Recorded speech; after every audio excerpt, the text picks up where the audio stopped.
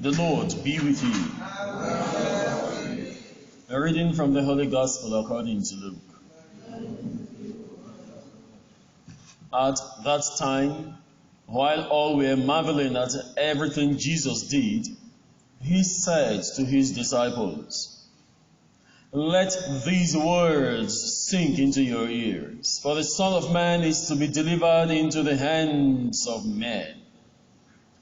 But they did not understand the saying, and it was concealed from them, that they should not perceive it. And they were afraid to ask him about this saying.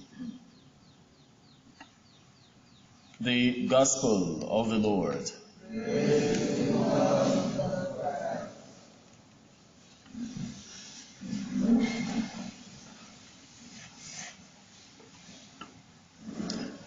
Rejoice, O young man, in your youth, and let your heart cheer in the days of your youth. Walk in the ways of your heart and the sight of your eyes. But know that for all these things, God will bring you into judgment. My dear friends, these are the opening words of the first reading of today that gives us a kind of introduction to understanding the meaning of life. What is God going to really judge about our lives? The same reading goes on to say, "Remember also your Creator in the days of your youth, before the evil days come, and the years draw near."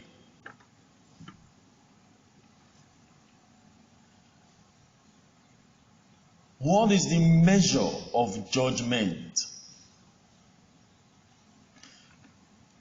You see, the one who sets the exam has the best tool for judging the conduct of the one who takes the examination. That should be our simplest escape route in this confused world. You know, like it happened in the day of Jesus. People were marveling at everything Jesus did. You know, think about what he did. The curing of sick people, the feeding of 5,000 and 4,000, the raising people from dead. You see, all these things were in people's minds. Crowds followed him. People talked about him. It was said that they spoke well of him. They said he has done everything well.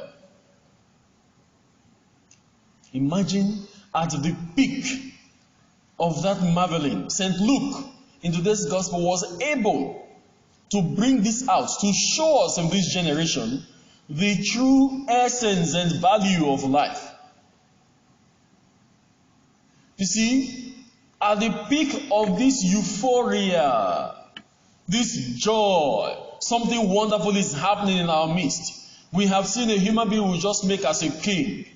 Once this kind of a person is a king to us, food we will not need to buy, farm we will not need to go, wine we will not need to buy, we will drink them in abundance. You see, the first reading calls all this vanity. And then Jesus Christ probably does not want to make use of the word vanity. But he came with a very hard nut to crack. He says, "Let these words sink into your ears.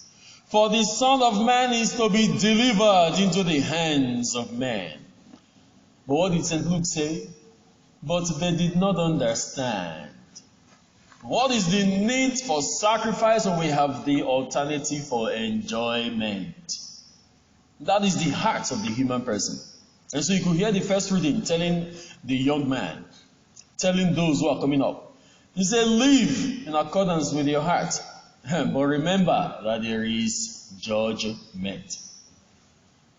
The wise person will sit down, will collect these various variables and analyze.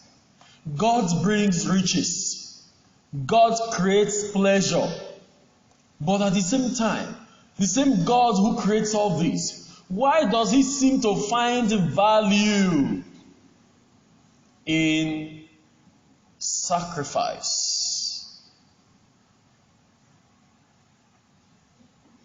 But is this difficult to understand?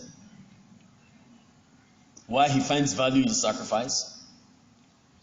Is there any pleasure that was not provided through pain? Is there any sweetness that was not provided through sacrifice? Should we start counting them? You know, there is a story about two Nigerians who went to a restaurant to eat. And they spent lots of money buying this food. And then they just ate little, you know, as if to prove that they have money. They just ate little and they forgot about it. And then the waiter came and told them that you have to finish the food. And the Nigerians were perturbed. What's your business? This is our money. We should spend our money the way we want it. We paid you for this, so take it to the trash. But the waiter says no. Taking it to the trash means the sacrifices that brought this food to table would have been rendered useless, and your money cannot pay for that sacrifice. The waiter immediately noted the person who had to travel long distance to get this food, number one. And the meaning of that travel means they would have had accidents. Lots of people have had accidents coming from the market. A lot of things that happened, they would have lost their lives. He noted the sacrifice by which the farmer who produced this food that they are going to buy toiled to make the food in the first place. And then came down to the restaurant.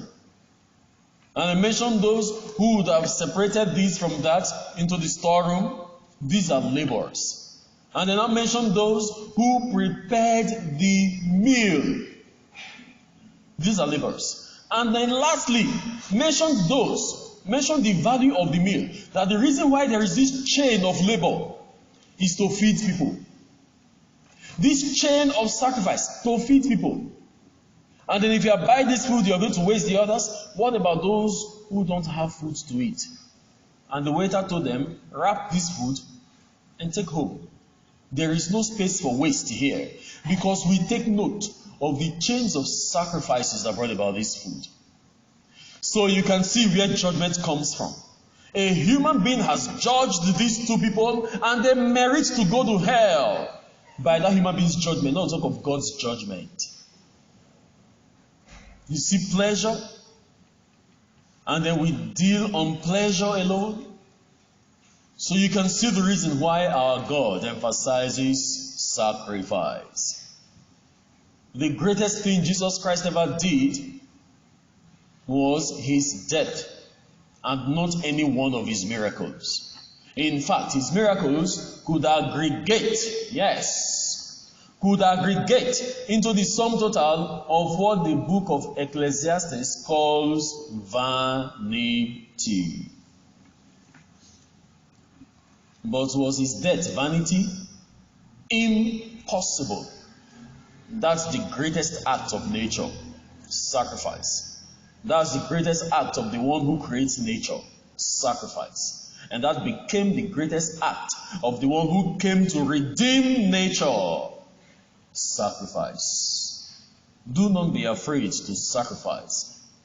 The moment you bring sacrifice into your life, then the good things in your life will no longer be called vanity, such as the little joys, the rejoicing, the successes, the prosperity. They automatically would assume a meaning that would bring blessing to your life. May God give us the wisdom to make the right choice about the decisions to take, the pathway to follow, and the things to believe in and the things to doubt about. We make this prayer through Christ our Lord. Amen.